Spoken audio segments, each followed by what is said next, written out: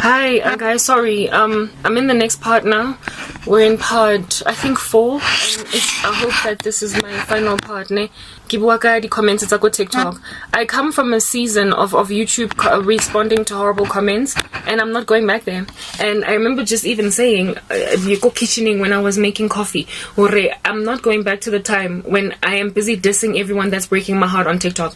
Today, I responded to that horrible girl in one of my videos, right? But I'm not gonna do it. I told myself that I was going to delete the comments, but you know how you have to look at the thing first to delete it. Now for me, is to avoid pain, is to avoid all that. I know some people might say, Karabo, you're being too sensitive about it, but just gain context, like situation, I'm in pain. I can't take more. I'm not as emotionally strong as I used to be because I already have so much on my back. Do you understand? So yes, I'm super sensitive right now because I'm super abused and I'm super attacked, and I'm not going to be taking Baloi Bamo South Africa chilling in my comment section or about to that pro ancestral worship or whatever.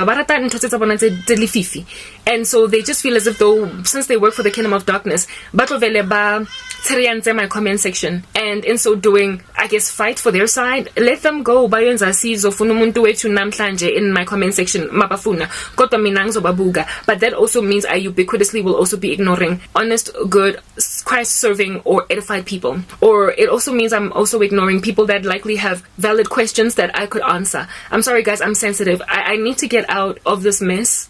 And once I'm out of it, I'll be less sensitive. I'll be less heartbroken. Once I have a sound body of supporters around me that can help me feel better, give me a hug when I'm feeling down, and pat me on the shoulder. Once I have people in my life, because I currently don't have any reliable people in my life, then maybe I can take 1 or 2 really horrible comments, maybe even 100 terrible comments, and then go on and have a coffee with a friend afterwards and talk about it. But right now, I literally have nobody. And so I am going through this alone. It's like they are throwing stones into a cave. Mokodi momoto a wetseng ka mogara ona, and antsa skrima arasa akopa thuso e ba latle ba tshela metsi be ba tshela le matlapa ba mo latlha ka matlapa, and then they dump stools in there. Like the person is already going through a lot, and this person is speaking nonsense as a result because they take it for granted to rescue the day. So I will generally, very generalistically, ignore all comments, but it is not because I'm a diva or whatever, or I'm spiteful. I mean, I actually tried that strategy initially on TikTok to ignore comments, but I felt so bad. I felt so horrible. I saw that little bubble that says you've got this many comments, and I just was sliding right by it and not looking at my stats because but then I felt sad that there are people who are talking to me and I'm not talking back. So beke comment back, but now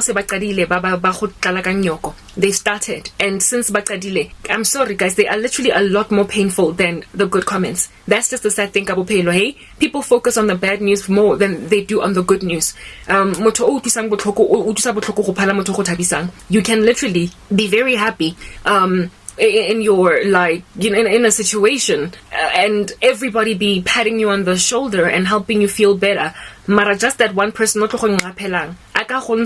of that joy. It's unfortunate that sorrow has so much more weight and power than happiness. It's unfortunate, but that's just the case. Now, to help you understand what booking into that has unhinged me causing me to make this decision. Some people in the future are not going to understand why I ignore. Only those people that are watching this are only going to catch on. Maybe I will. I don't know, guys. I'm sorry, right? I need to get out of this mess. I'll come back to the comments, okay? Here's the deal. There is this chick that commented on one of my videos where I was warning about a coming destruction. Literally something so... Let me actually look for it. More computing. And I will read you that exact comment. I don't like. I have an auto on my social media. Then sisters in your and she had somebody underneath that replied. And for me, it's like this is nothing. For many people, it's like, hey, a lot of people can just glide right by it. They can just move on. What haloganya? Maranam, not that girl. I'm sending an alert. Currently, and do you understand? Like, I can't take more. I just want to read you the trail. Ne? The name of the video is There is Something Extremely Dark That Happened End of October Globally. Pray. There is something extremely dark that happened end of October. Rapela. Pray. And then this chick by the name of Botle responds and says, with them earrings all over you, I doubt you know anything about spirits. Okay, there was this friend I used to have back in the day. She also broke my heart, but before then, bomba. This chickie once got into a car accident some months or before I met her. And she told me that at that vehicle accident, right, it overturned. It capsized, essentially, and she could have basically died. Mara, she just hit her head, and there was a small little cut flowing down. Mara, she was a little bit disoriented and dizzy. There's a car then that stopped immediately after the accident happened, and this dude, basically, who was in this car, went and looked inside the vehicle and was like, hello, is anybody okay? Are you alright? My friend responds and says, no, I'm fine, I'm cool, please help me open the door. Dude wabula door. Turns out no bones were broken, just a little bit of whiplash, and she's dizzy and she's been cut. The ambulance is being called. As soon as he was able to gauge her senses are together, he then was like, okay, so what's your name? Can I have your number? Maybe one day I can take you out for lunch. So this dude noticed that my girl was pretty despite having blood flowing down her face, and because nasa batlo misa opportunity, I decided to share right then and there. And my friend looked at this dude on some, I could be internally bleeding, and all you can think about are your loins. This is not the time. This is not the place to be speaking smack. Chiri commenta rubbish in my comment section. That guy. Like moto o tswile accident thing, moto ampora tlhokafala mara ga tlhokafala ona le khate gona le madi a rothang all over sefatlego. Mara because I appear to be shaking myself out of this thing, and it's clear that I'm gonna survive, I'm gonna make it. We just need an ambulance and a doctor to gauge the internal bleeding. Now that you're out of the woods and I don't have an obviously impending death coming on, then you think you can just go and throw in random inappropriate reactions to a particular situation.